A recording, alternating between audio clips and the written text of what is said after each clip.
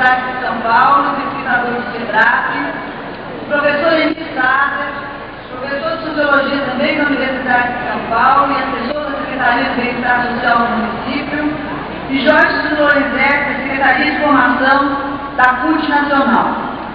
A dinâmica será a mesma das outras mesas que ocorreram aqui neste grande plenário. Após a palavra concedida ao professor Francisco de Oliveira, a mesma será oferecida tanto ao Jorge Lorenzetti como ao Henrique Sader, e depois nós abriremos o debate nos modos como nós estamos trabalhando. As inscrições para o debate tanto podem ser através do envio do crachá à mesa, como podem ser questões formuladas por escrito. Vamos dar início, então, ao trabalho dessa tarde, passando a palavra ao professor Francisco de Oliveira, para discorrer sobre a temática a sociedade civil brasileira e seus dilemas atuais. Palavra do professor.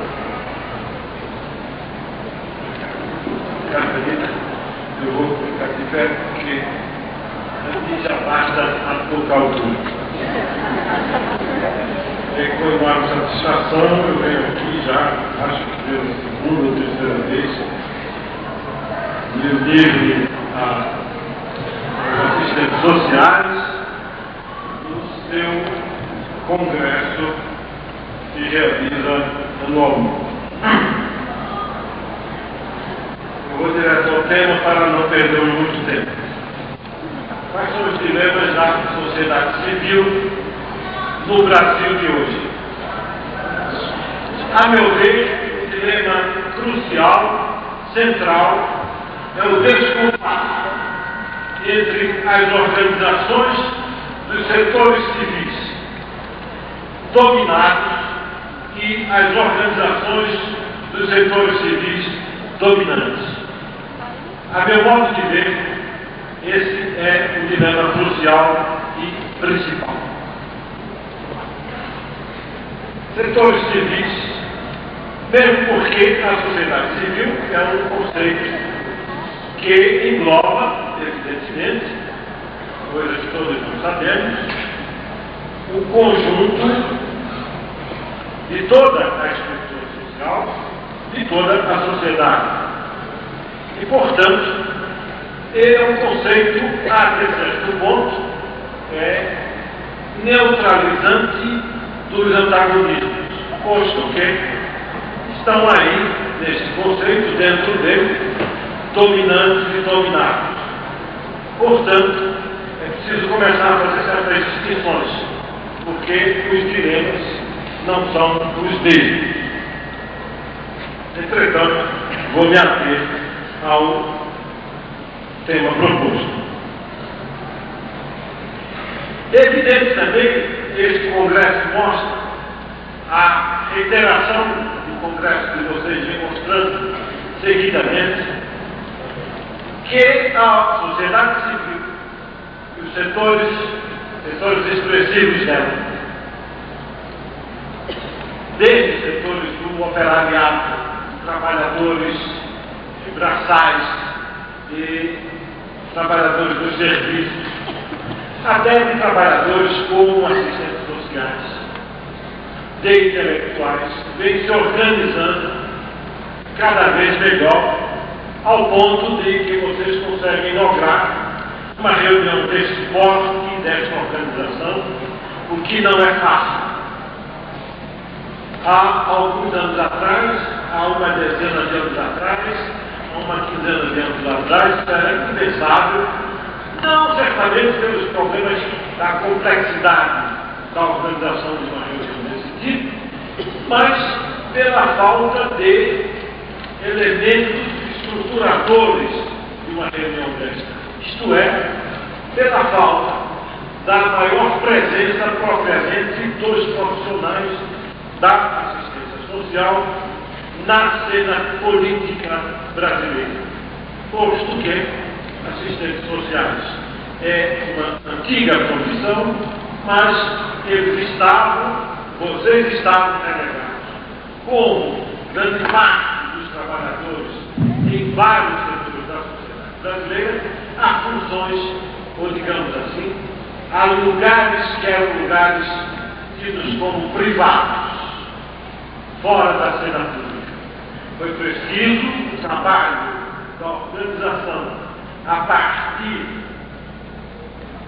de cada setor ele próprio para assumir um lugar na cena pública e assumir um lugar na política.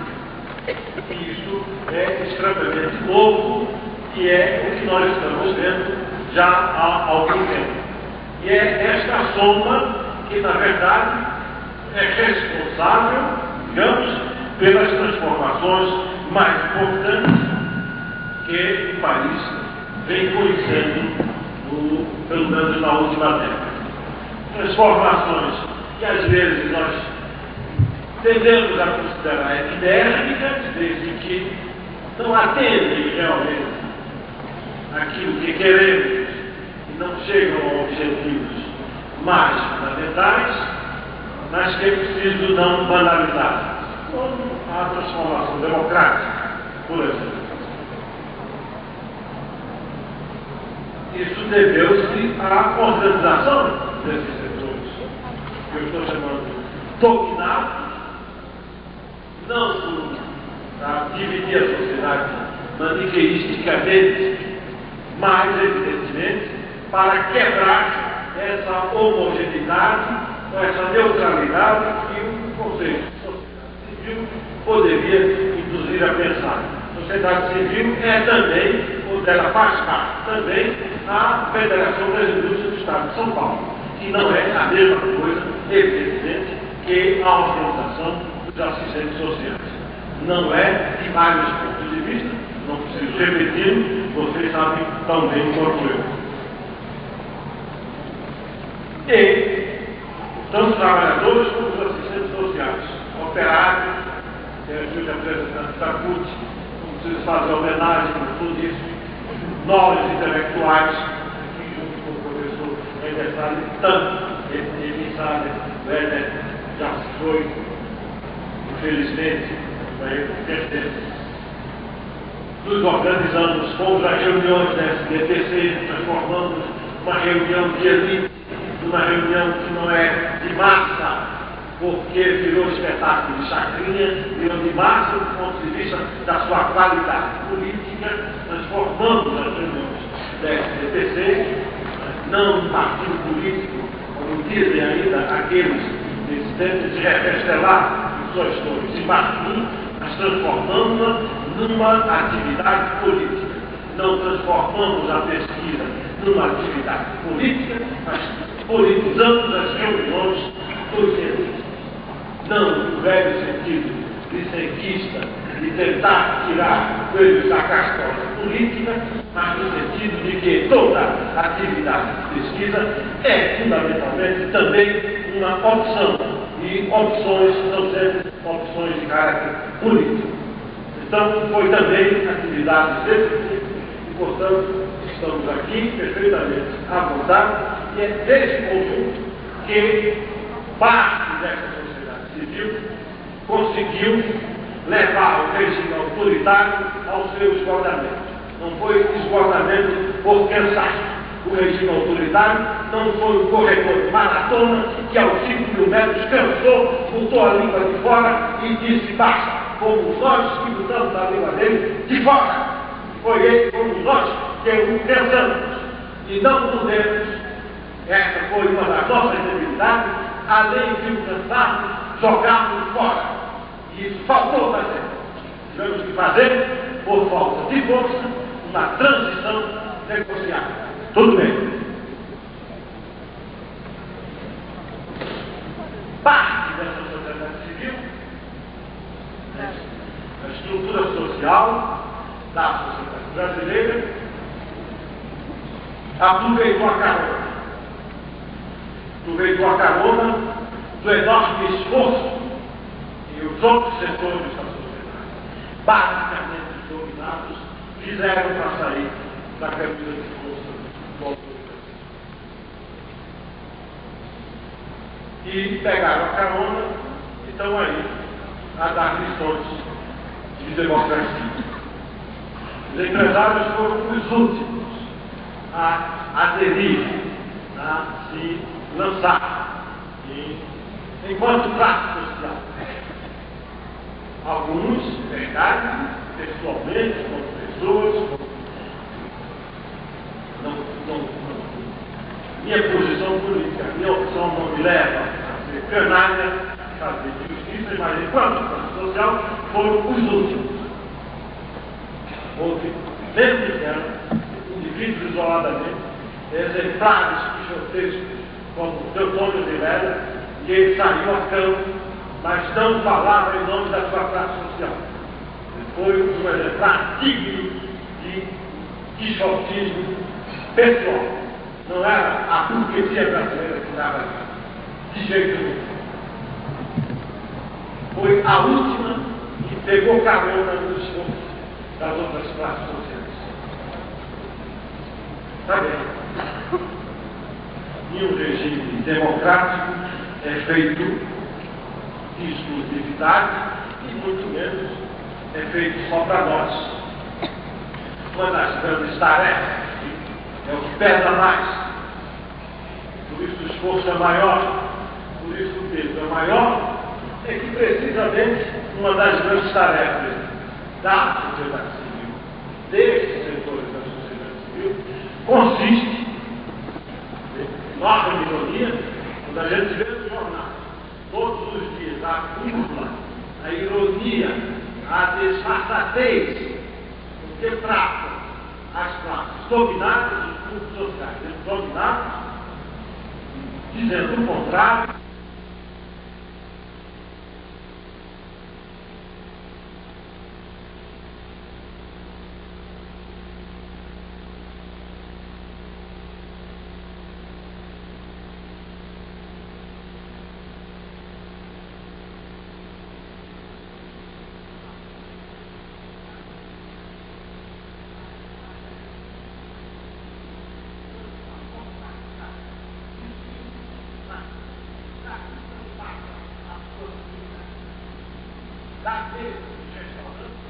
Não vai impacto na possibilidade.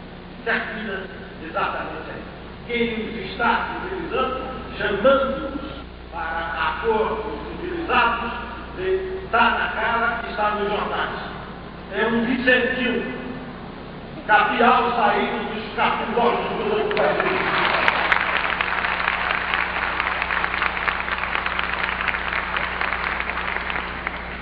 Puxando pela gravata, dizendo, vamos lá vocês, recessão de combate lá com economistas, mudando planos mirabolantes e desrespeitadores da vontade das classes sociais. Recessão de combate com firmeza e capacidade das classes sociais de terem o controle da economia. É assim que se faz. É aparentemente um pobre diabo, nascido aonde? Provavelmente, onde ele nasceu, se não foi uma das grandes aglomerações do Brasil, provavelmente com milhares de milhões de brasileiros. Talvez nem poste no mapa e vá constar agora porque ele nasceu lá. É como se diz nas piadas aí, todo mundo, Tiririca da Serra, provavelmente. Né? Esta é a questão. Cabe a nós.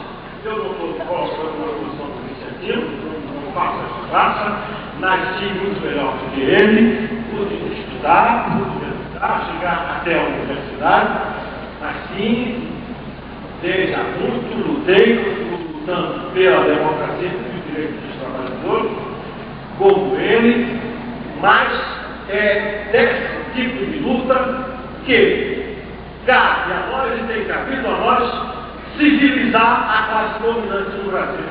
Isso é que é terrível. Quer dizer, não só o meu amargo de cada dia, como civilizar a quem nos domina. Dizer, senhores, não é para deixar a porta de vocês e a falência, não, por causa da política do Estado e do governo que vocês apoiaram, que vocês financiaram. Está aí agora o outro de olhos esbugalhados a dizer, a confirmar o segredo do polichinelo que todo mundo já sabia. Quem foi que financiou, quem encheu as burras e que financiava os atos, os simplesmente girando pelos ares da campanha do senhor Collor, que na verdade, neste Brasil do cólera, devia chamar-se senhor Cólera.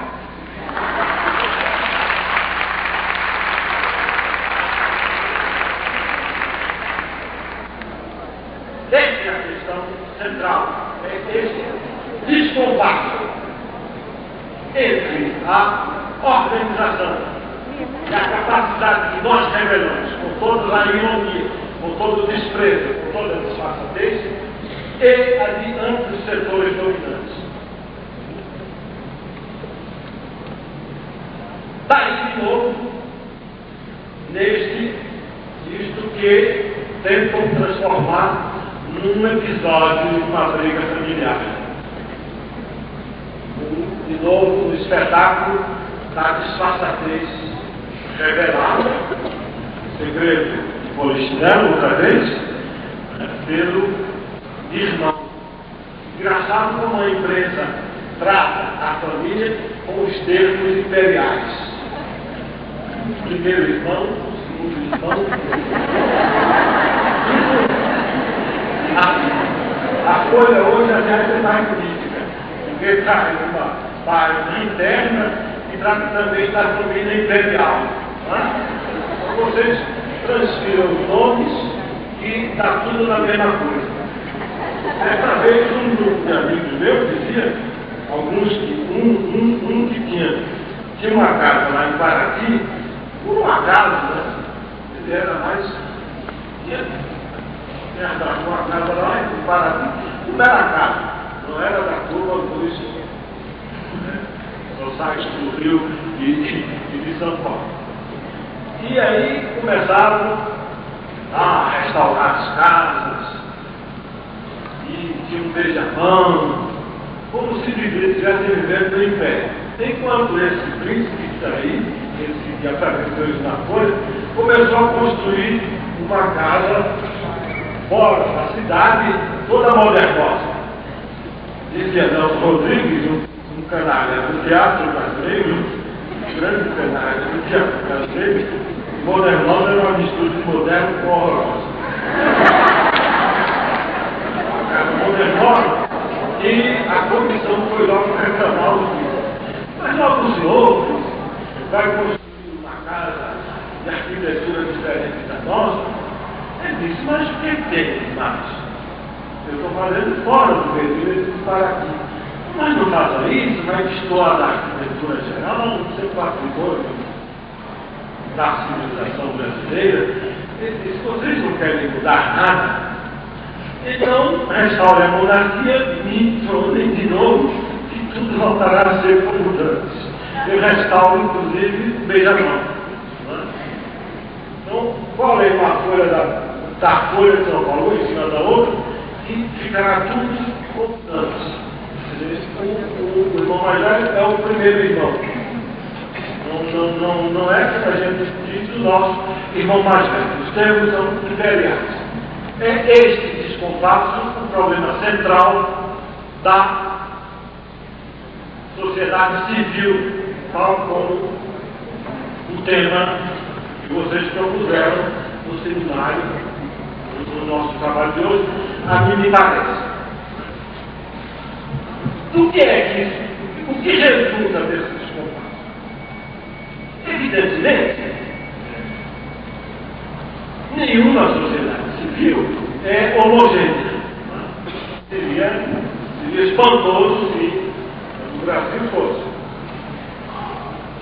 Nenhuma é, exatamente porque, cá como lá, há sempre a desigualdade. Permanece em vários setores que compõem a sociedade civil, há uns mais atrasados, outros mais adiantados, e afunda a desigualdade. O que funda a desigualdade maior é, em todas elas, ainda a marca mais perene, isto é, a questão da propriedade capitalista, continua marcando decisivamente as sociedades capitalistas. Não esperemos, portanto, que nenhuma sociedade civil, em parte nenhuma, seja algo homogêneo, igualitário e harmonioso. Portanto, não é essa questão para a qual eu quero chamar a atenção desse descompasso que aqui é mais dramático e mais cruel. Também em outras sociedades é possível e vai se encontrar descompassos, desigualdades, ritmos diferentes e estruturas desiguais, que é próprio. Só o conceito serve, às vezes, de enganação a respeito do que é o real da sociedade civil. Entretanto, em outros espaços, isso também seria uma coisa que era necessário analisar em cada experiência nacional, coisa que não nos casos aqui, nos casos por enquanto brasileiros. A própria luta social, quer dizer, a própria luta de classes foi capaz de moldar, foi capaz de ir fazendo isto que eu estou chamando aqui, o processo pelo qual as classes dominadas são obrigadas a civilizar seu dominador. Esse processo já ocorreu em muitas outras partes. O Brasil ocorre de forma muito atrasada. Tem atraso secular. E nós pagamos o pato desse atraso secular. Para nós, o que decorre hoje desse atraso? Decorre uma coisa extraordinária. A discussão bizantina sobre o Estado. Desse atraso das classes dominantes em relação às classes dominadas no interior da sociedade civil, decorre a discussão bizantina, parece bizantina, sobre o Estado no Brasil. Isso é, as classes dominantes começaram a achar que havia Estado demais. Começaram a achar no momento em que, através desse processo, mediante a qual os setores dominados conseguiram forjar duas penas, uma saída do autoritarismo e enfiaram de goela abaixo. Aí parece que o Estado é grande demais.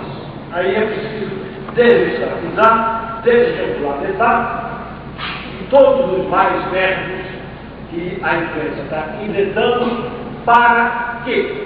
Qual é a finalidade de tudo isso? Parece neutro essa discussão. Posto que, evidentemente, só os tolos pensaram alguma vez que o Estado produzir aço era sinônimo de socialismo. Isso, aliás, é uma discussão, ricas discussões do século XIX e princípio do século XX. Trotsky disse certa vez que isso é o socialismo dos tolos.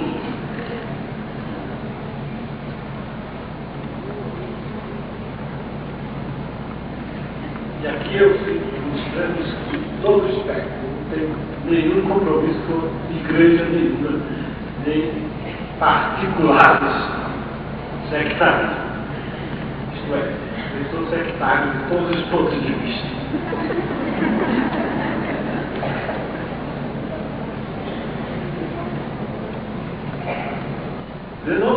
Não há nada especial pela qual o Estado deva ser produtor de aço. Não é de um dogma de fé.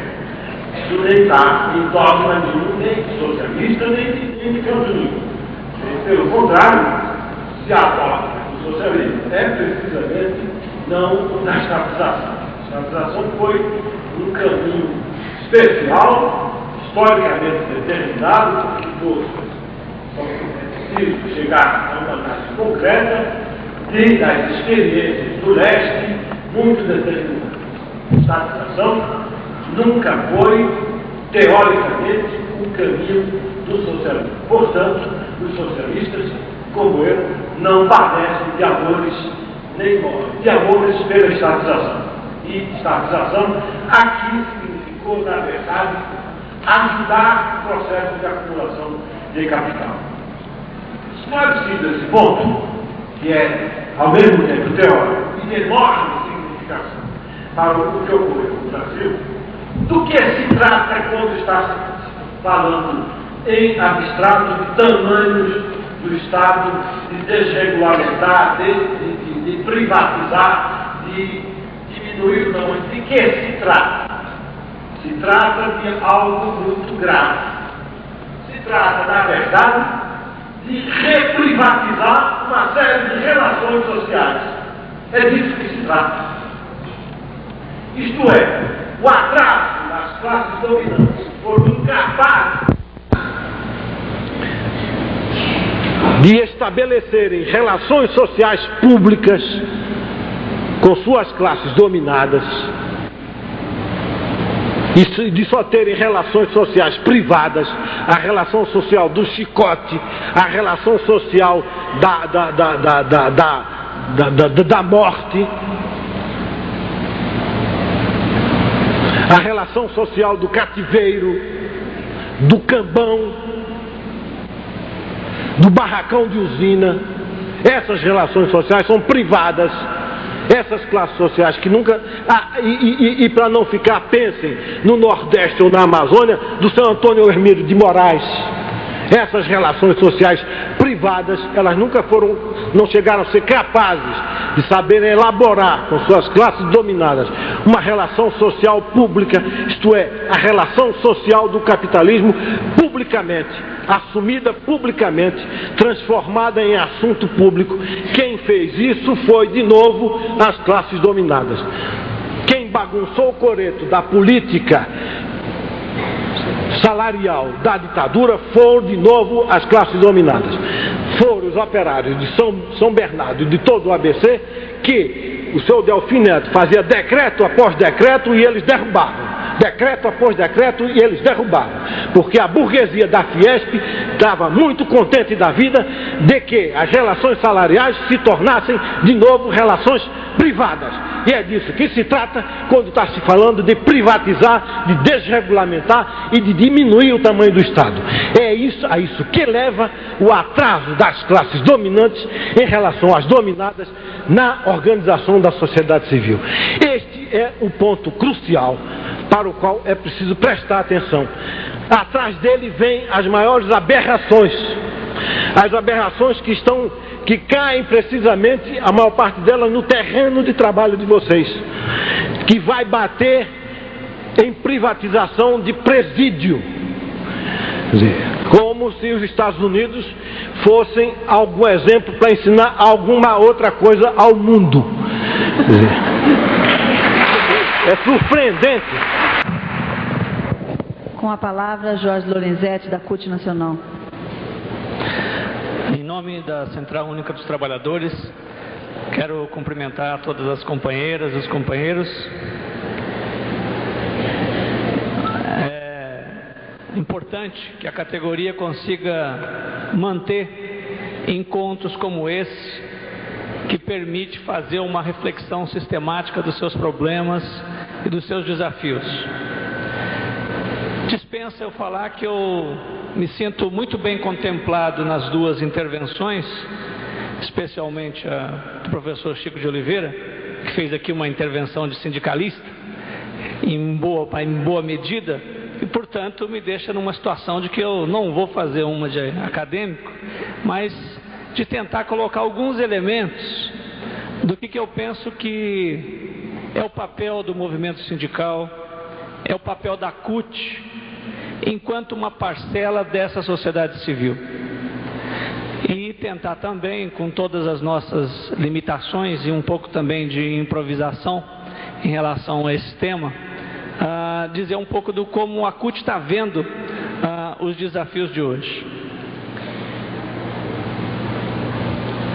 Já foi muito bem colocado aqui a caracterização da sociedade civil e a compreensão de que o entendimento das classes dominantes é de que a sociedade civil é a sociedade das classes dominantes e não uma sociedade civil democrática, com organizações fortes, representativas e autônomas, que representem o conjunto da população. E também já foi dito aqui que isso é uma história secular de exercício desta concepção que fez com que as classes dominantes tratem sistematicamente nós, os trabalhadores, o povo, como as classes subalternas, enquanto relações privadas, que nós no movimento sindical conhecemos muito bem. De outra parte, eu acho que nesse último período nós estamos impulsionando um processo de dizer que é fundamental para o Brasil, para as nossas aspirações todas, a existência de uma sociedade civil forte, democrática, aonde a maioria da população ocupe o seu verdadeiro espaço e numa disputa permanente da hegemonia a gente possa fazer valer os nossos interesses, os nossos direitos, inclusive, e com isso construir o país, a sociedade brasileira que nós aspiramos, que nós acreditamos. E sem dúvida que com todas as dificuldades e com todos os indicadores que nós conhecemos bem, nós crescemos nesse processo no período recente. Vocês imaginem o que seria desse país hoje se não tivesse uma CUT? Vocês imaginem o que seria desse país hoje se não tivesse os movimentos populares no nível que estão? Se não tivesse emergido, desenvolvido os partidos democráticos, os partidos de esquerda, os partidos socialistas no país? E por aí que a gente precisa começar a refletir o quanto a gente avançou e quais são os nossos dilemas ainda para avançar muito mais. E nós estamos convencidos de que o movimento sindical ocupa um papel de destaque e de grande importância nesse processo de reverter essa situação e de ocupar esse espaço que nos diz respeito na sociedade como um todo. Nós estamos convencidos de que é impossível a gente pensar numa sociedade justa e democrática no país sem organizações da sociedade fortes e autônomas como o movimento sindical e particularmente como a CUT. E quando nós falamos aqui que não é possível a gente pensar em democracia, nós não estamos mais falando na democracia formal, naquela democracia que nos dá o direito de votar a cada 4 anos e que faz com que a gente não consiga intervir no dia a dia nas decisões do país, participar efetivamente dos nossos destinos, ser um sujeito ativo no processo permanente onde a gente vive. Nós estamos falando da democracia que tem como base a participação efetiva no cotidiano, que tem como base a democracia econômica, que tem como base um processo amplo de transformação da situação de concentração de poder, de renda e de terra no Brasil, que, como nós também sabemos muito bem, e vocês trabalham muito esses indicadores, temos um dos piores, se é exagero a gente falar que tem o pior padrão de distribuição de renda, ou que tem um dos fenômenos de maior concentração de poder, de terra, etc. Por isso, é importante nós refletirmos sobre esse papel do movimento sindical, esse papel que nós estamos convencidos que é o papel de uma central sindical como a CUT. E é bom a gente dizer que nesse exercício secular de impulsionar um modelo excludente, perverso, concentrador, antidemocrático, antipopular, que são as grandes características do nosso país, as classes dominantes desenvolveram capacidades muito fortes de garantir este modelo excludente. E um dos elementos mais importantes que a classe dominante desenvolveu de ser base desse modelo foi as condições que ela exerceu para manter para impedir a liberdade e a autonomia sindical no país. Para nós isso tem um significado especial quando nós hoje podemos avaliar muito claramente as consequências para os trabalhadores, para o fato de nós não termos tido historicamente liberdade e autonomia sindical no nosso país. Dos males e dos prejuízos que significou e ainda significa a concepção dominante imposta por um Estado autoritário com controle dessas classes dominantes, deste modelo corporativo de conciliação de classe que impulsionou, que construiu um sindicalismo na concepção enquanto o sindicato como um espaço de colaboração de classes, o sindicato como um espaço de controle do Estado, o sindicato enquanto um instrumento do exercício da ação do Estado enquanto uma ação das classes dominantes. Nós estamos convencidos de que, na base, como pano de fundo deste processo, deste modelo concentrador, excludente, antidemocrático, está este fato. E a CUT representa exatamente uma ruptura com isso. No próximo ano, 1993, nós vamos completar 10 anos de Central Única dos Trabalhadores no Brasil. Vai ser a primeira vez que as classes trabalhadoras brasileiras conseguem implementar e forjar um projeto como a CUT, que completa 10 anos de idade. É claro que nós temos ainda enormes deficiências, grandes desafios pela frente, mas eu penso que nós já temos motivos muito fortes para comemorar esses 10 anos de existência que vai ter a Central Única dos Trabalhadores no ano que vem. Também nós estamos certos de que a partir destes anos 90 nós vamos ter uma outra realidade sindical no país, que é a realidade de centrais sindicais, que tem diferenças importantes, e uma das diferenças significativas de fundo, o professor Chico de Oliveira já se referiu, mas nós vamos ter pela primeira vez um novo padrão de movimento sindical nesse país, aonde nós vamos poder combinar efetivamente as lutas de categoria, as lutas imediatas, com uma intervenção mais geral nos trabalhadores enquanto movimento sindical. Então a importância de uma central sindical é exatamente esta, de buscar combinar este processo de luta que nós estamos acostumados a fazer, da defesa dos nossos interesses específicos, da nossa melhoria de condições de salário, de condições de emprego, de condições de trabalho, com uma luta sindical mais ampla, mais geral, enquanto classe. E essa é uma cultura que nós estamos desenvolvendo pela primeira vez na nossa história, e particularmente na nossa história recente. Daí o significado e a importância de um projeto como a CUT, que nasce como uma ruptura profunda de combate à ditadura militar, na defesa das liberdades democráticas, mas também desta concepção e desta organização sindical que impedia os trabalhadores de eles próprios decidirem sobre a sua melhor forma de organização, e especialmente dos trabalhadores se organizarem sindicalmente enquanto classe e não apenas enquanto categoria.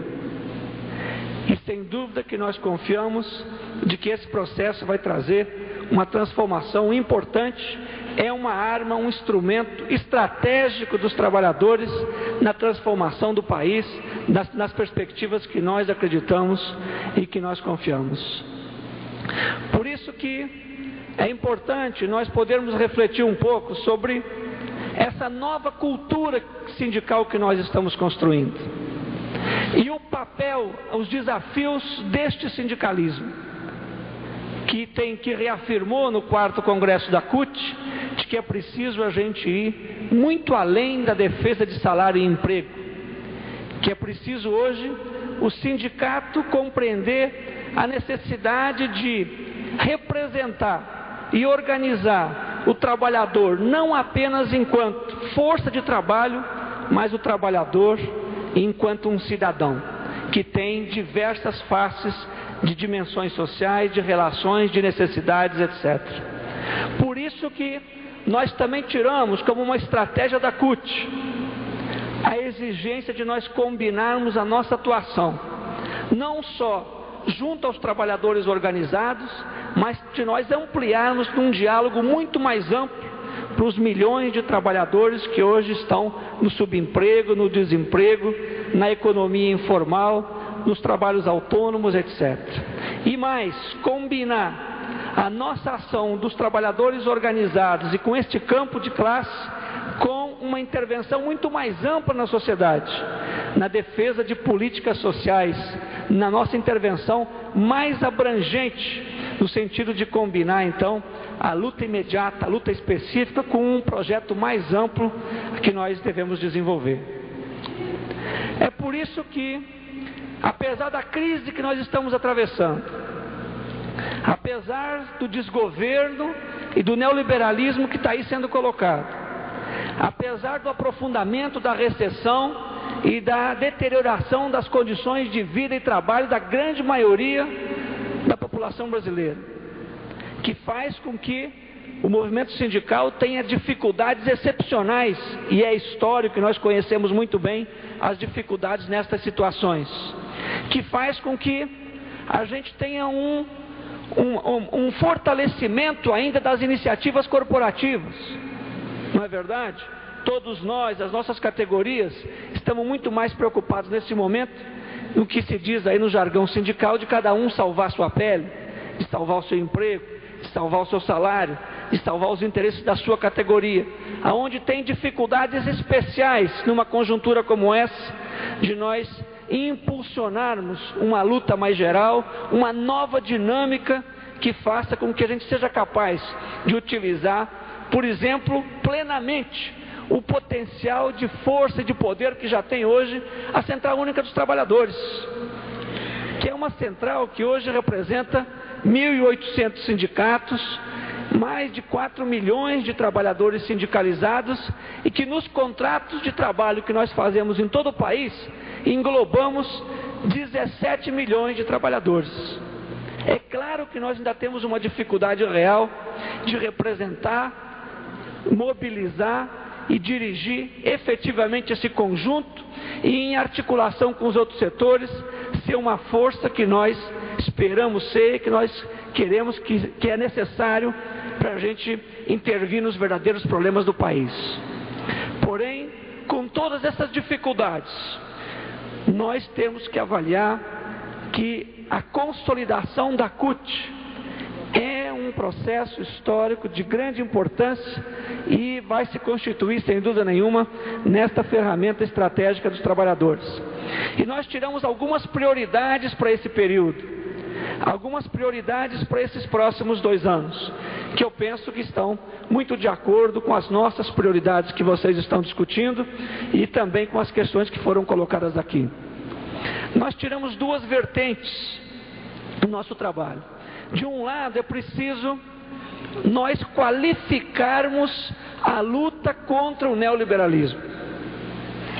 Não basta mais a gente ser contra a recessão, não basta mais a gente contrapor privatização e estatização, não basta mais a gente ser contra os pacotes ou as medidas que vêm de cima. É preciso a gente ter capacidade de enfrentar objetivamente essas políticas, de mobilizar os trabalhadores e, neste processo, gestar, elaborar, desenvolver e impulsionar propostas e projetos alternativos dos trabalhadores para essa situação que está aí. E é preciso a gente combinar esta luta sindical com os amplos setores hoje da sociedade civil brasileira, democrática, dos trabalhadores, do campo popular, interessados em desenvolver e impulsionar esse projeto alternativo. E daí porque a gente tem ainda enormes tarefas no sentido de desenvolver essa articulação mais ampla. É preciso a gente combinar isso com uma atuação institucional, com privilegiando os partidos políticos do campo democrático e popular e impulsionando nesse campo as nossas prioridades e as nossas reivindicações, no sentido de que nós queremos mudanças estruturais no país, e mudanças estruturais que venham para ficar e que devem ser implementadas enquanto um projeto. E para que essas mudanças estruturais aconteçam, é preciso que a gente desenvolva essas questões. Junto com isso, com este combate qualificado ao neoliberalismo, com um impulsionar de lutas que extrapolem as lutas de categoria, que desenvolvam lutas mais gerais, lutas mais amplas, é preciso também a gente romper com esta organização sindical corporativa, verticalista, que nunca organizou o sindicato no espaço do local de trabalho, no espaço da empresa.